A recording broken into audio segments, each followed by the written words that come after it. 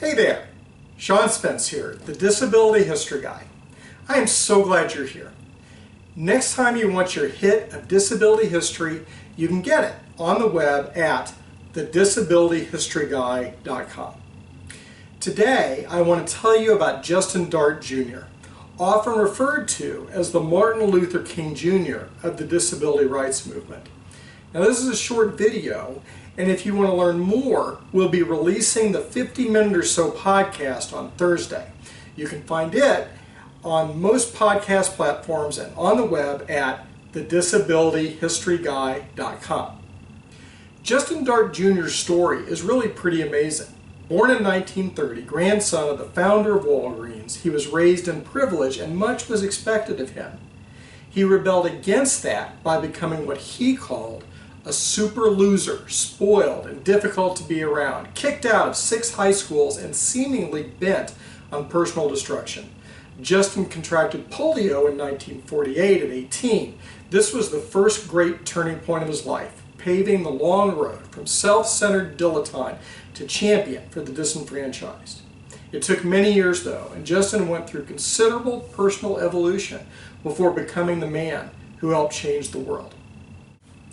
Justin was a great entrepreneur, around the world in fact, starting and then selling high-tech bowling alleys in Texas and Mexico, creating Tupperware Japan, and then launching what became Japan's most successful greeting card company. While at Tupperware Japan, Justin met the woman who would become his partner in life and advocacy, Yoshiko Saji. Justin and Yoshiko began a personal journey that transformed them both, building one of history's great activist partnerships. Now, if you're looking for the pivotal moment in Justin's transition to full-time activist, you might settle on a publicity trip Justin and Yoshiko took to Vietnam, where they visited a facility for children with polio. The living conditions were beyond disgusting, with children lying in their own excrement, eating food most would not feed an animal.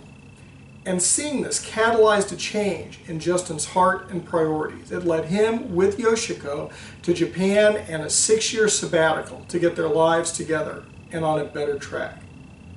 They moved back to the States in 1974 when Justin's mother died. Upon her death, Justin gained access to a trust fund left to him by his grandfather, founder of Walgreens. Eventually, Justin and Yoshiko moved to Texas and dived into disabilities advocacy, meeting fellow activist Lex Frieden, whom they followed to D.C. in 1985 to work on the National Council on Disabilities. Justin's greatest public impact was his role in the 1992 passage of the Americans with Disabilities Act. Justin was just one of many who can take some of the credit for this landmark legislation, but he was instrumental. With his position as a national advocate, a rallying force who traveled all 50 states 3 times, the ADA likely would not have passed when it did without him. It likely would not have passed at all. After the passage of the ADA, Justin continued the fight for a better world. A particular focus was on passing universal health care, and it was this issue that culminated in his speaking at the 1996 Democratic National Convention, spurred on by what he believed to be disregard for people with disabilities. Justin continued to fight until his death in 2002 of heart failure at his apartment in Washington, D.C. with Yoshiko at his side. Okay, so there's a brief look at Justin Dart and his impact on our world. On Thursday, we'll look a little more deeply into Justin's story in the Disability History Guy podcast. I'm Sean Spence, the Disability History Guy. I'm just a regular guy, a lover of history, a part-time wheelchair user with multiple sclerosis, and your host as we learn a little more each week about disability in history. Please check us out on the web at thedisabilityhistoryguide.com and contact us there if you have particular stories you would like to hear. We will be back each week with a new video and a new podcast.